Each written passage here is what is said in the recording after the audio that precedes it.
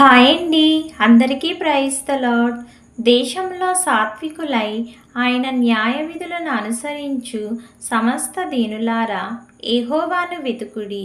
మీరు వెతికి వినయము గలవారై నీతిని అనుసరించిన ఎడల ఒకవేళ ఆయన ఉగ్రత దినమున మీరు దాచబడుదురు.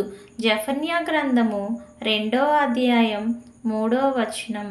ఈ వాక్యానుసారంగా యెహోవాని వెతికి నీతిని అనుసరిస్తూ ఉగ్రత దినమున దాచబడే వారి వలె ఉండాలని ఈ వాక్యం మన హృదయాలలో ఫలించునుగాక.